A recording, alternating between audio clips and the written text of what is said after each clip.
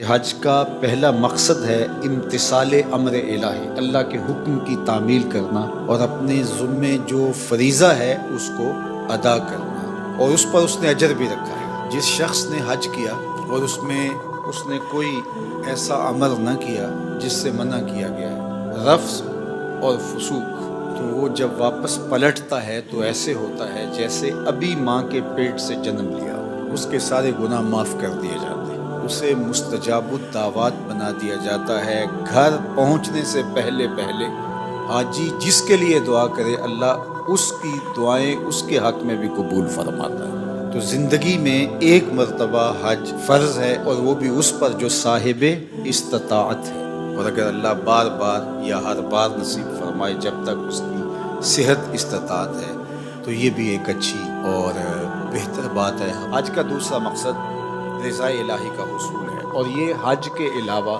ہر نیک عمل کا مقصد ہے۔ جو بھی ہم عمل کرتے ہیں اس کا مقصد اللہ کی رضا جوئی ہے۔ اگر اس کا مقصود تسکین نفس ہے، اس کا مقصود لوگوں پر اپنا تفوق ثابت کرنا ہے، حاجی کہلانے کے لیے حج کیا، یا کوئی اور مقصد تھا، تو پھر وہ حج نہیں ہوگا۔ ریا سارے عمل کو باطل کر دیتی ہے۔ اللہ کے محبوب علیہ السلام نے کسی عمل کو شرک نہیں کہا سوائے ریا سے، ریا کو شرک اصغر کہا گیا۔ تو حج کے سفر میں باقی اعمال خیر میں اپنے آپ کو ریا سے بچانا چاہیے، چونکہ اللہ قیامت کے دن جو ریاکار ہوگا اس سے کہے گا کہ جن کے لیے تو عمل کیے تھے، جن کے دکھلاوے کے لیے کیے تھے، ان کی جزا ان سے لے۔ تو آقا کریم نے فرمایا اللہ صرف اسی عمل کو قبول کرتا ہے جو اسی کے لیے کیا جائے۔ اس حدیث کو اگر ہم اپنی زندگی میں اپنے ساتھ جوڑے رکھیں تو ہمارے عمل سے، رویوں سے، طرز زندگی سے ریا ختم ہو جائے گی۔ حج کا مقصد اپنے گناہوں سے معافی ہے۔ اللہ کے حضور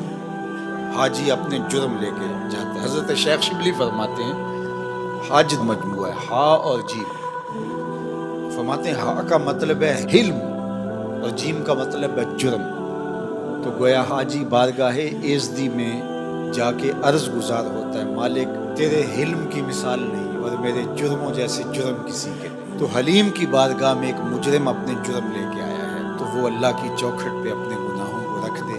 تو حج پھر ایک ایسا عمل ہے کہ جس کے نتیجے میں بندہ ایسے ہوتا ہے جیسے ابھی ماں کے پیٹ سے اس نے جنم لیا۔ تو گناہوں کی معافی کے لیے حج کیا جاتا ہے۔ حج کا ایک مقصد اجتماعیت کا عملی ظہور ہے۔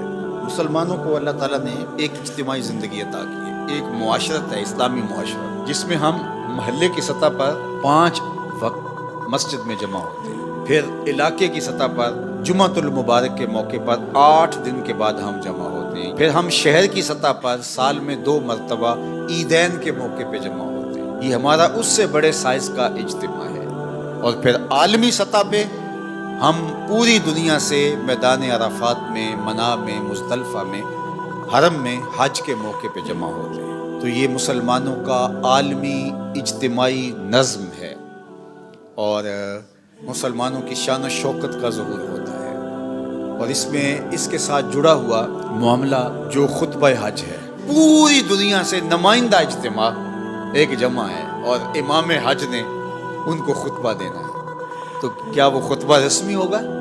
مسلمانوں کا 200 ممالک سے نمائندہ اجتماع یہاں سامنے ہے، اور امام حج کی ذمہ داری ہے کہ وہ رسمی کاغذ سے لفظ پڑھ کے چلا جائے گا؟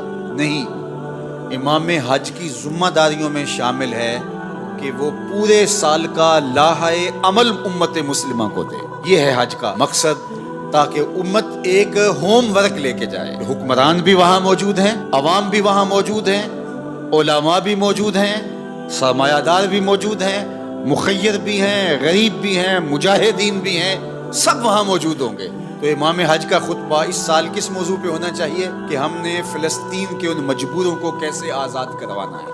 اس میں حکمرانوں کی ذمہ داری کیا ہے، علماء کی ذمہ داری کیا ہے، امراء اور مخیر حضرات کی ذمہ داری کیا ہے، مجاہدین کس طرح کام کریں، اس کو ایک مربوط لاحہ عمل تیار کر کے لوگوں کے سامنے رکھنا ہوگا، ایک ہوم ورک دینا ہوگا۔ اس وقت الہاد کا فتنہ ہے، اور جو فتنے امت کو درپیش ہیں، اس وقت ہم باہمی افتراق کے اندر مبتلا ہیں، انتشار میں مبتلا ہیں۔ تو ایک مربوط لاحہ عمل دیا جائے جس میں بتایا جائے کہ ہم نے پورا سال یہ نمائندے پوری دنیا سے جو آئے ہیں یہ جا کے اس بات پہ کام کریں گے، اس موضوع پہ جا کے ورک کریں گے، تو یہ لاحہ عمل ہوگا۔ حج کے مقاصد میں سے ایک حج کا مقصد مساوات کا عملی ظہور ہے۔ یہ جو فلسفہ اسلام نے دیا ہے کہ تم میں سے کوئی اس بنیاد پر کسی سے کمتر نہیں ہے کہ اس کا رنگ سانولا ہے یا کالا ہے، کوئی اس بنیاد پر کسی سے کمتر نہیں ہے کہ اس کے پاس پیسے تھوڑے ہیں، یا کوئی برتر اس لیے نہیں ہے کہ اس کے پاس دولت کے انبار ہیں، بلکہ بنیاد کیا ہے؟ تقوی بنیاد۔ بات لمبی ہو رہی ہے۔ عالمی رابطوں کا ذریعہ ہے حج۔